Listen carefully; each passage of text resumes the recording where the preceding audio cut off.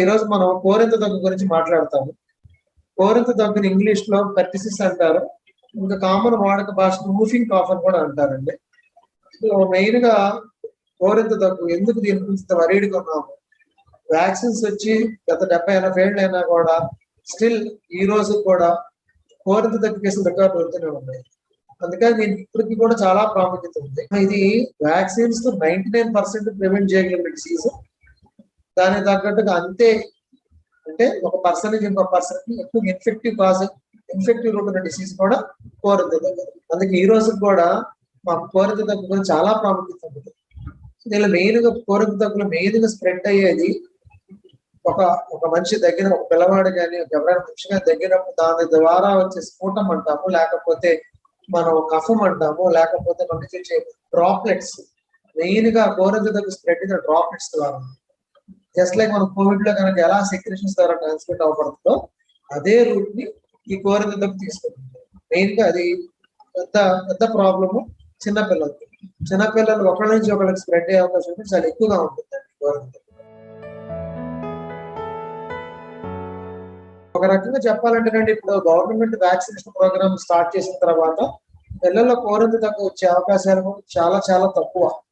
Unless వాళ్ళు vaccine తీసుకోకపోవడం కానీ, డోసెస్ కంప్లీట్ చేయకపోవడం కానీ, లేదా సోర్స్ ఆఫ్ పెర్టిసిస్ ఒకళ్ళు పెద్దవాళ్ళ నుంచి చిన్నవాళ్ళకి.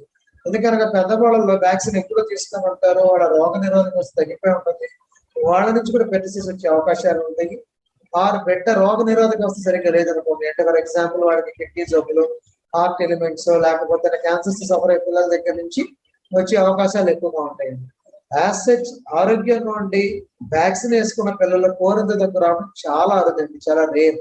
అన్లెస్ వాళ్ళకి బాగా ఎక్స్పోజర్ ఉండి ఆల్రెడీ పెద్దవాళ్ళ నుంచి. ఎక్కువగా ఏంటంటే ఈ జబ్బు ఎక్కువగా ఈ మధ్యకాలంలో అడాలసెంట్ బాయ్స్, అడల్ట్స్ ఎక్కువగా చూస్తాం, పిల్లలు చాలా తక్కువ చూస్తాం, అన్లెస్ నేను చెప్పిన స్పెషల్ కండిషన్స్ లో తప్పించి. 3 ఫేజుల్లో కూడా ఫస్ట్ ఫేజ్ ఏమి తెలియదు, అది మామూలుగా ఫ్లూ లాగా, అంటే మనకి ఎలా వైరల్ ఫీవర్ లేదా కోల్డ్ ఎలా వస్తుంది అలానే వస్తుంది. సో జలుబు, దగ్గు, తుమ్ముతో స్టార్ట్ అయ్యి కొంచెం కొంతమంది ఒళ్ళు జ్వరం కూడా ఉంటుంది. పెద్ద సిగ్నిఫికెంట్ గా కనపడదు మనకి. అది నెక్స్ట్ ఫేజ్ స్టార్ట్ అవుతుంది. ఆ నెక్స్ట్ ఫేజ్ లో విపరీతమైన దగ్గుతో, దాని లక్షణమే దగ్గు అండి. ఆ దగ్గు ఎంతసేపు ఉంటుందండి? ఒకసారి పిల్లవాడు దగ్గటం మొదలు పెడితే 2 నుంచి 3 నిమిషాలు దగ్గుతూనే ఉంటాడు, ఆ దగ్గు ఆపలేడు. ప్లస్ ఆ దగ్గుతో పాటు విపరీతమైన ఆయాసం, శ్వాసలా వదులుతాడు చివరికి. దాన్ని క్యారెక్టరిస్టిక్ కోరింత దగ్గుకి పక్కా ఇది కోరింత దగ్గు అని మన కాఫ్ చెప్తూ ఉంటుంది. ఈ లక్షణాలు ఎక్కువగా పిల్లల్లో కనపడతాయండి. ఎక్కువగా ఈ టైప్ ఆఫ్ లక్షణాలు 6 నెలల నుంచి 2 సంవత్సరాల పిల్లల్లో చాలా స్పష్టంగా ఉంటుంది. కానీ 6 నెలల పిల్లలు ఎక్కువ రకంగా ఉంటారు. వాళ్ళకి గాలి తీసుకోలేరు. ఒకసారి దగ్గు మొదలైందంటే గాలి తీసుకొని ఆపేస్తారు. అప్పుడు గాలి తీసుకోవడం నీలం కూడా ఎక్కుతూ ఉంటారు. సో ఈ జబ్బు లక్షణాన్ని చాలా జాగ్రత్తగా, చాలా సునిశ్చితంగా గమనించి వెంటనే వైద్యం మొదలు పెట్టుకుంటే చాలా ఈజీగా తొందరగా రికవర్ అవుతారు. ఇది మెయిన్ గా ఎక్కువగా అండి చాలా కల్చర్స్, బ్లడ్ కల్చర్స్, లేకపోతే బ్లడ్ కల్చర్ కూడా కాదండి, కల్చర్ ఒకటి. రెండోది ఆర్టీపీసీఆర్ లాంటి టెస్ట్ తో కనిపెట్టచ్చు. కానీ మోస్ట్ ఆఫ్ ద టైమ్స్ రక్త పరీక్ష, సాధారణ రక్త పరీక్ష కూడా కనిపెట్టచ్చు. లింఫోసైట్స్ అనే ఒక రకమైన కణాలు చాలా ఎక్కువగా పెరిగి ఉంటాయి. ఈ లింఫోసైటోసిస్ అంటాము మా భాషలో.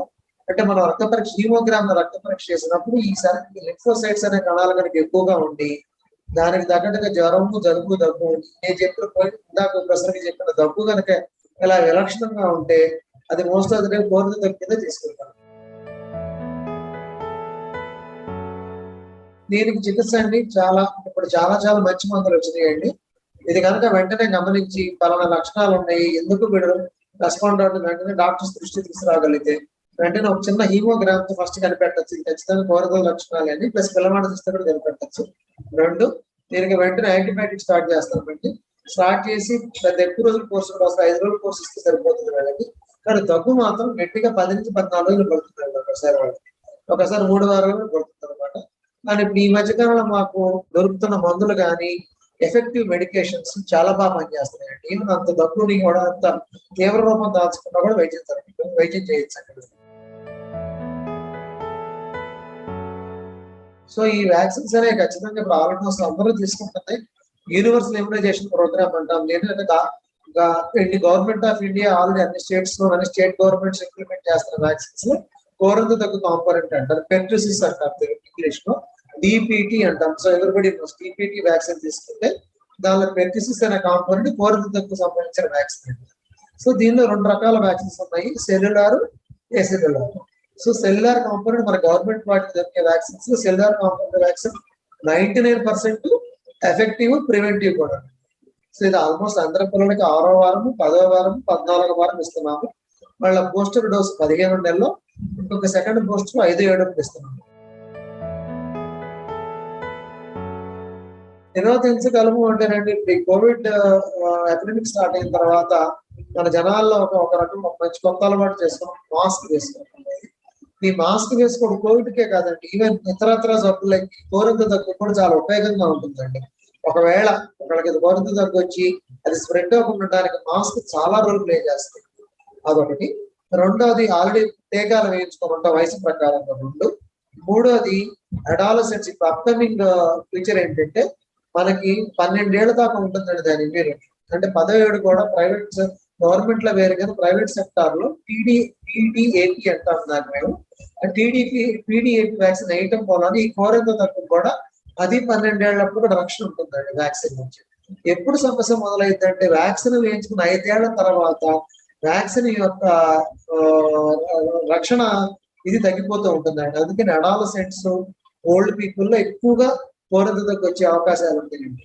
అందుకని ఇప్పుడు వెస్ట్రన్ కంట్రీస్ యూనివర్సిటీలో అయితే పెద్ద అయిన తర్వాత కూడా 1 డోస్ తీసుకుంటారండి ఆ దేశాలు. ఇంకా మన దేశంలో అది అరువుకు రాలేదు ఇంకా. సో అలా చేస్తే తప్పకుండా వ్యాక్సిన్ వేసుకోవడం ఖచ్చితంగా ఈ జబ్బును నివారించవచ్చు.